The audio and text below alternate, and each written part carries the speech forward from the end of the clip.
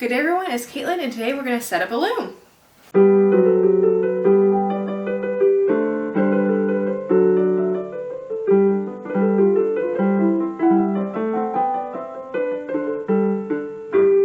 If you're a returning viewer, thank you so much for coming back for another video. If you're new here, hi, my name is Caitlin. I teach old-fashioned sewing skills on this channel and we make reproduction clothing, primarily for the 19th and early 20th centuries. This particular week of the month is usually where we do our long-term project, and we have been working on a reproduction wedding quilt. That is taking me several months to applique, and I wasn't expecting that. I've been working on it. I have most of all what we got pinned the last two months ago done now. And so really I only have half the border and a third of the medallions to do. But I'll link all those videos below if you want to see what we've been working on. I can't get that applique done in time for this next video. But I didn't want to leave y'all hanging. And I'm kind of just annoyed that this thing is taking so long, which isn't surprising. I hate quilting, so I don't automatically gravitate towards picking it up. I've been doing it in the evenings for my husband and I sit down and watch TV. That's a great hand work thing instead of playing on my phone. Just doing a little bit of quilting is fine. But I wanted to get the project done because I really wanted to move on to our next project vlog. So I just figured we'll just pause the quilt while I do the applique. We're going to do a couple of months of my next project, get that all finished, and then hopefully by then I'll have the applique done and we can move right on through the next steps of that quilt, including the quilting and the binding and all of that. So hopefully that made sense. We're going to work on, I really don't have a project in mind. I have a vague idea. So I want to make some homespun fabric. What I'm going to do with it, I have no idea. I have a lot of ideas in my head, but nothing's kind of popped out. I really want to make myself a homespun dress, but that's not going to happen because that's a lot of fabric to make a woman's dress. So what I want to do is kind of make a practice length of homespun. And what I'll do with it, I don't know. I might make a shirt for my husband. I might end up making kids' clothes with it. I'm thinking maybe a 5-yard length would be good. And that seems like a lot, but homespun fabric in the mid-19th century, we're going to shoot for mid-1860s, deep south, middle Civil War, we're blockaded, we can't get fabric. That's where you'll find most of the homespun in the mid-19th century. And most homespun that I have seen or examined or know about have been in that 25 to 30 inch range of widths. So that's half, technically, of a 60-inch fabric that we'd find today. So it's a very narrow fabric, so I'm going to need about twice as much as I would normally need. But I want to put some things into practice. I've done a lot of natural dyeing, and then I teach a natural dye class at Pioneer Farms. But I've never actually dyed anything for myself, and I kind of want to. I want to be able to take a length of fabric to these classes and go, yeah, this is what fabric looks like, natural dyes. That's something I wove myself. So a little background, Annette Jordanson has done a lot of research on homespun fabric in the mid-19th century. She has handled several originals, she has done presentations on it. Her friend Vicki Betts is the one who started all that, and she owns an original homespun dress. And I believe Vicki somewhat retired. I know she handed off the homespun stuff to Annette. So Annette's been doing all that research. And I actually just last night found that she had taped one of her presentations and she had it on her website. So I went to go watch that, and that was super helpful. I knew a lot of it, but there were some other things that was just nice refreshers or things I didn't know. And so that was a good precursor to this project. I will link that below if anyone else is interested in the primary research behind this. So there are lots of types of homespun in the 19th century. I knew that homespun could refer to a variety of things. We think homespun would be you grew the cotton or linen, or you raised the wool, you harvested it, you did all the work as far as carding and cleaning and spinning on the spinning wheel, and then you wove with it. And that's what we think of as homespun. And that was a form of homespun in the 19th century. But also homespun was when you bought the yarn and either dyed it yourself or not, and then you wove with it. That was still considered homespun. I am not going to take fabric from raw material. I actually have a bunch of wool right here. Spinning it and all of that. I have some uncleaned wool that eventually is going to have to be cleaned and carded and spun up, and we'll figure out what we're going to do at that point. I have a bunch of cotton too that I actually picked that we can de-seed and card and do all that fun stuff. That's not going to be this video. This is going to be kind of a quick video, because again, it's like an in-between. I just need a little bit of time to get that applique done. I'm thinking 3 or 4 more months to get that done, and I don't need this to be a long drawn out process of preparing all the fiber and spinning it and dyeing it and all of that. So I have a bunch of pre-purchased yarn, like weaving with some very fine thin stuff. I have some cotton, I know I have some linen, and I'm 95% sure I have some wool, some of which is already dyed. I already have some wool that I dyed green, and I have some I believe I dyed with indigo. The cotton and the linen is not dyed. So that's just white. I'll have to decide whether I want to dye it or if I want to leave it white. I'm thinking we are going to dye it. Next month's video is going to be entirely figuring out the colors and actually doing the dyeing. This month, my loom's in a giant pile in the middle of the floor. We're going to put the loom together, which is probably going to be the most boring video, but it's a huge loom. It's going to take up most of that room. And so today is just going to be really setting up the loom. Hopefully it doesn't take me all day long. I'm thinking it probably will, but I'm hoping it won't. I also have because it's the nursery, I've been keeping all the baby stuff we've been working on in that room. And so I have a chest of drawers now. I'm going to set all the baby stuff in there and set up the loom. So now I have the room cleaned out, we can go ahead and put all that stuff in there. And there are 2 closets. So one closet's going to be the baby closet, and one closet's going to be the fiber arts closet where I keep my extra spinning wheels. Because only Bridget sits out in the living room. The other 2 are going to need to be put up. And then I have an extra smaller loom that we've used before on the channel. So that one can go in there, and then all of my yarn and all that stuff can go into the closet. So it's going to be a nice, fun little video. And the room isn't technically painted yet. So my mom and my grandmother came over and we painted that room. So it's painted, but the trim work isn't done and I have to do that. But I figure since the loom sits in the middle of the room, it's okay because nothing else is going to go on the outside walls or anything. I'm not going to decorate or anything in there. I also have curtains I need to make up for that room, but I don't think that's going to happen today either because I'm not going to put the curtains up until I get the trim work painted, because that window, I want to paint the trim before I put curtains up, because otherwise I'm going to take them down to do the painting. So, well, let's go put up a loom. Alright, this is what it looks like currently. So loom is all the way on the floor. I'll show you the floor in a second. But that's the closet where the baby stuff's going to go in. So here's a lot of the loom stuff. I'm going to start with putting baby stuff away, which is what those totes are. And then I have a whole bunch baby stuff in the closet. So all this can go up. I'm not going to video that, but we're going to get this ready and then we'll have a whole room to set up a loom. Also, I'm sorry if it's echoey in here. There's nothing set up in here, so the walls are just echoey. All right, we are clear in the sense that at least there's no totes out. So I'm going to start putting together. The bag over there has all the directions or at least a manual. I don't know if it has a direction. It has a manual in it. And we're going to put together a loom. All right, so I'm looking through all of what I have as far as paperwork.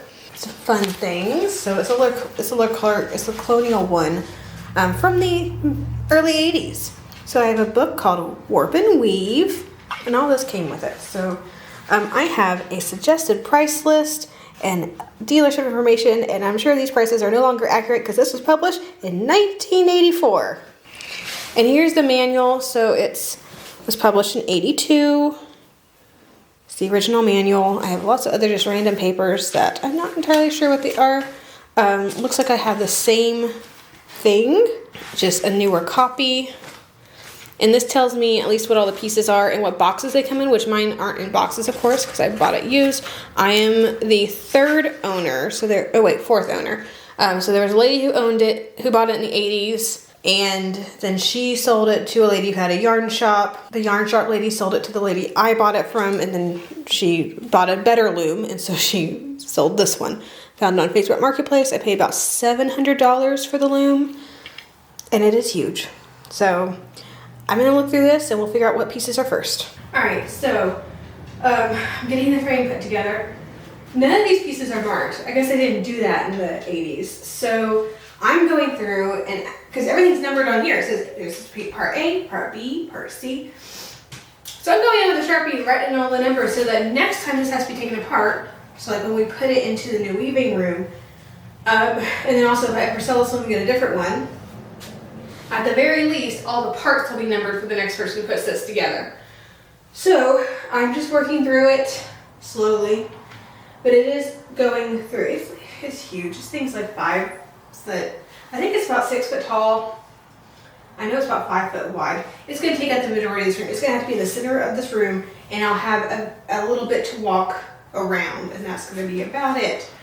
which is what I expected. So let's finish.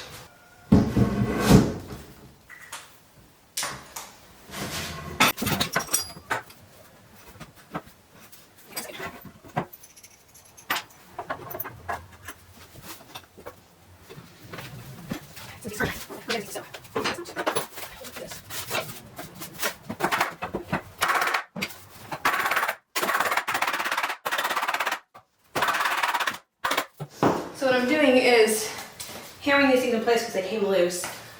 But I don't want to hammer straight on the loom because I don't want to leave any marks on the loom. So I'm using a piece of cardboard to kind of take the brunt of it.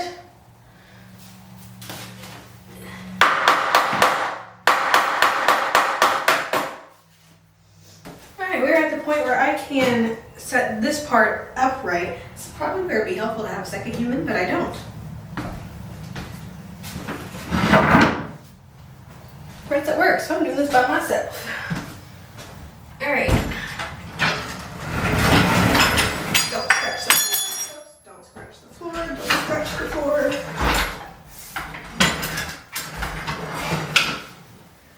Ooh. There. Aha. Okay. Well, there's the basic frame. At the very least, I got that part done. Alright, so I couldn't put in some of these bottom pieces because I couldn't reach them, but now I can. So I'm going to do that and figure out what the next step is. So far it hasn't been hard, it's just been time consuming because I didn't have the pieces in nice little boxes like someone in the 1980s would have had. So I'm like trying to find pieces. Turns out 2 of them or 3 of them were actually still in the workshop. Buried under stuff, so I thought I was going crazy and was missing pieces for like half an hour.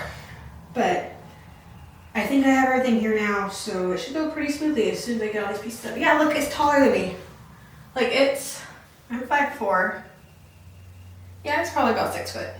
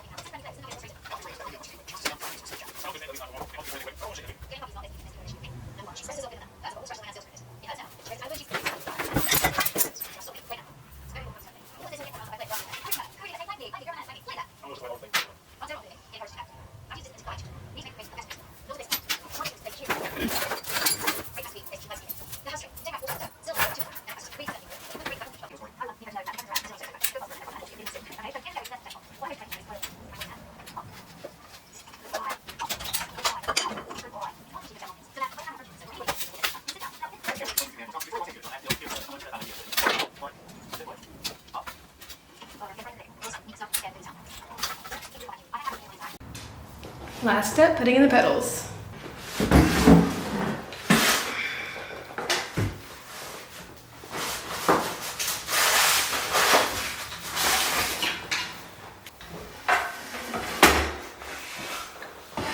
This way.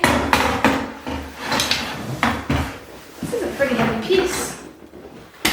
Okay. There we are.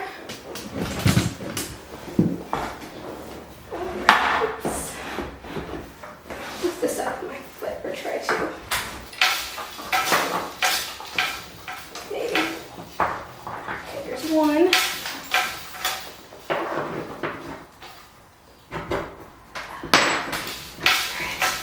I lost the next one. See, I thought this would be easier to do while it was, you know, the other direction. Okay. There's those two. I can get this other one in, tape on the floor, without getting those two out.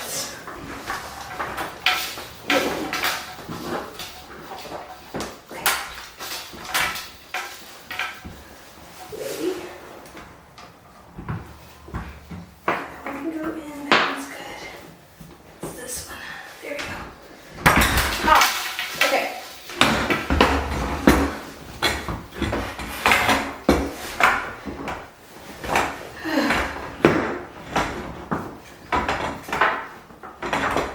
Need this company to come out with some videos on how to put this thing together, because I have extra pieces that are not shown on any of the directions, but it wasn't and there's some that were in the directions but weren't shown on this, and the whole thing didn't work with the pieces. So I don't know.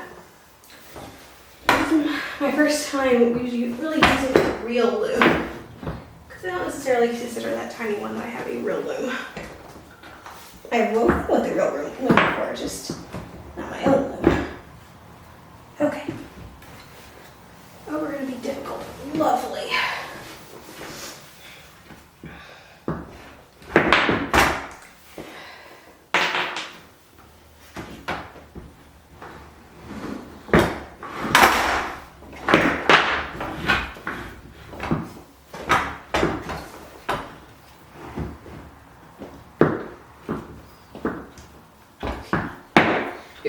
Without these pieces already on it. So I feel like they're in the way and I can't get my fingers in there. Let's see what I'm doing.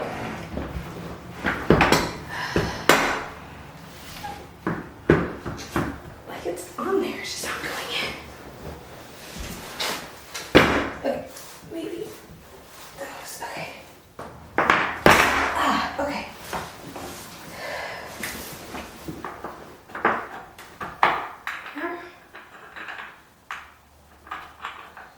Small enough. Pretty sure this nut's gonna be too small as well. I'll have to figure that one out, but I don't have any extra nuts, and I didn't have any that were too big, so I don't know what these are and where the real ones are. So I'm pretty sure I have more of these somewhere, but we're not gonna do that today. So I will get to that when I find extra pieces. For now, this thing's put together. I'm gonna move the saddle to the corner so it's out of the way, and we're done for the month. Here we are. So there's the loom all the way set up. I know. Can you get the whole thing in the frame? So just so you can see all of it very quickly, because I can't fit all of the frame. I'm already in the hallway. So yeah, it's very big. But I finally got it all set up. And yeah, it about needs this size of a room, doesn't it? But that's gonna be our newest long-term project, at least for right now, until I get the quilting done, and then we'll go ahead and then we'll go back and finish the quilt. If you enjoyed the video, please like and subscribe to the channel. Click that little bell notification so you're notified anytime I upload a new video. And as always, have a fantastic week. I'll see you back here in the next one.